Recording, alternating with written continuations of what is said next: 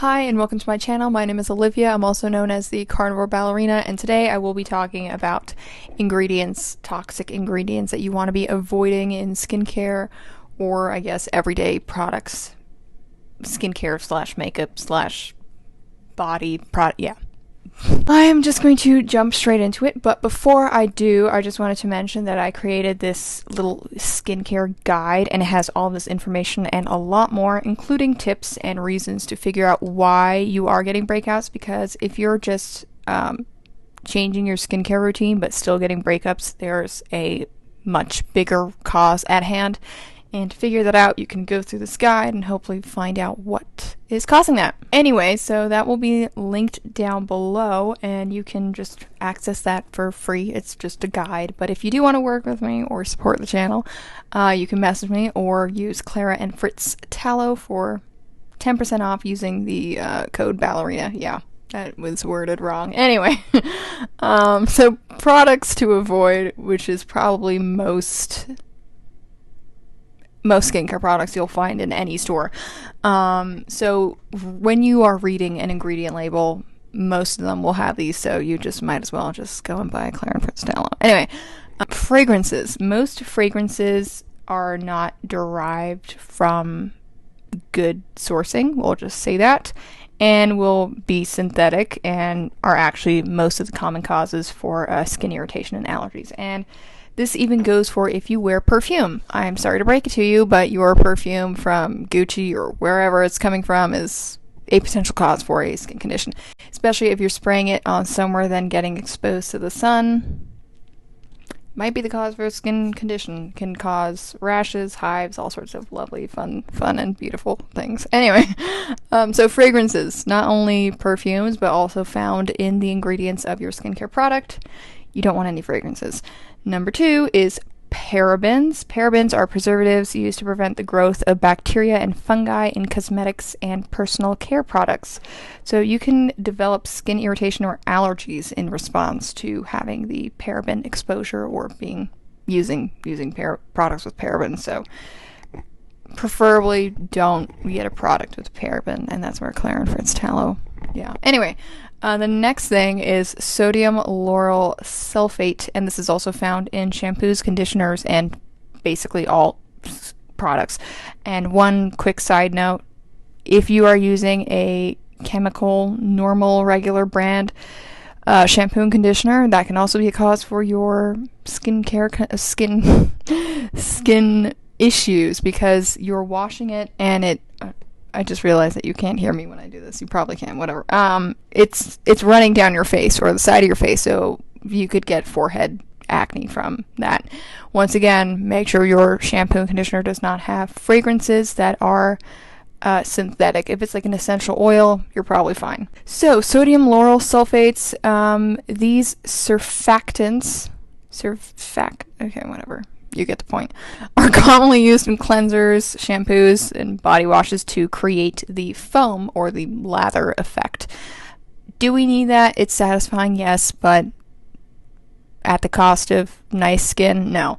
So it will strip away at your oils. It is harsh and it leads to dryness, eventually irritatedness, and then skin conditions. Next, and I can't believe this is still a thing in many products, so everything that I'm mentioning, just not a side note, I guess as a side note, whatever, check this in not only what you are washing your face with, but also your makeup if you wear any, your hair care products, and your body care products. So anything that you are putting on yourself, just check all these things for, because you don't want to get a skin condition somewhere unpleasant. Yeah. Anyway, so formaldehyde and formaldehyde releasing preservatives. So formaldehyde and certain formaldehyde releasing preservatives such as DMDM, hydantoin, and diazolidinyl urea. You see, these things should not be on a label, which is why Clara and Fritz Tallow is just tallow and essential oils, because I sound ridiculous. Anyway, they can cause skin irritation and allergic reactions, and they're found in even nail polishes. So everything that I mentioned, and include nail polish, and you should not be wearing nail polish. That's a whole other topic. Number I don't know what at this point is phthalates.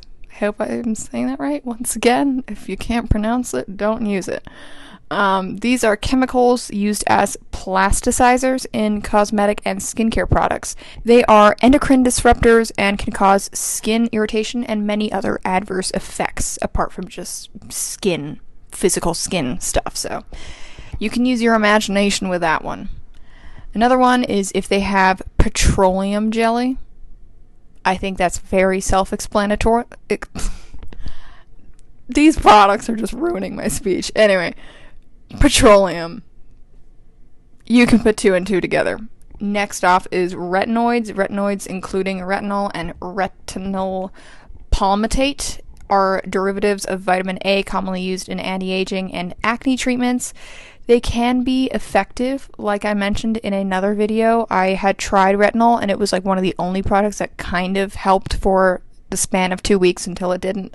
But they cause skin irritation, redness, sensitivity, and particularly when you were using them in high concentration and you can't really go out in the sun or just be exposed to sunlight. So don't use it. Last but not least is synthetic colorants. So artificial colorants like F, D, and C dyes cause skin irritation and allergic reactions, and they can be found in cosmetic and hair dyes or products.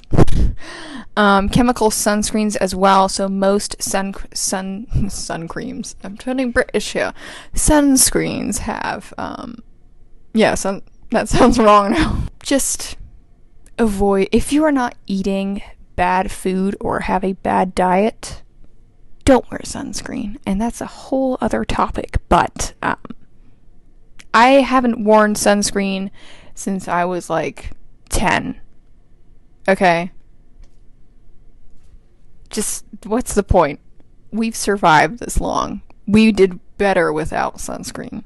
So, yeah, and it's filled with junk. One other thing, if you absolutely cannot find a product without all of these different things that I've listed, so if they do have one of these, a good way of telling the concentration level is the thing that is most potent in the bottle or the product will be listed first, and then it goes down in concentration. So if you have fragrance listed last, I wouldn't necessarily exclude that product because it's the last thing, so it's in the least amount in that product. So that's just a tip if you cannot find something. Another thing is alcohol. Alcohol just causes dryness, so that'll irritate your skin to a certain extent. So if that is listed last as well in a product, I wouldn't not necessarily get it if everything else listed on there is good. But once again, if you want something with words or things you can, ingredients, there we go, that you can pronounce, Clara & Fritz tallow. And if you don't want to use Clara & Fritz tallow with my 10% off code ballerina, there are many different companies with tallow creams. I did create because I personally don't use any synthetic face washes, I did create an Amazon list with products that do not contain any of these. So if you do want to use a normal or so-called normal face wash instead of milk like I do, or tallow, you can go check out that list, and that'll be linked down below. Same with the Clara & Fritz tallow. But yeah, so I hope this was helpful. Hopefully this is not a long video. I don't know because I didn't edit it. Yeah, we'll see. So I hope this was informative. Stay away from all of those not necessary ingredients and get your skin in order. And check out the guide in the link below, which is where all this information is listed as well, so that you can go to the store and be like one of those so-called crazy people where you're reading the ingredient list for 2 hours trying to find a product. Thank you for watching. I hope you found this informative. If you have any requests on things that you want me to talk about, feel free to comment them below. If not, yeah, thanks for watching.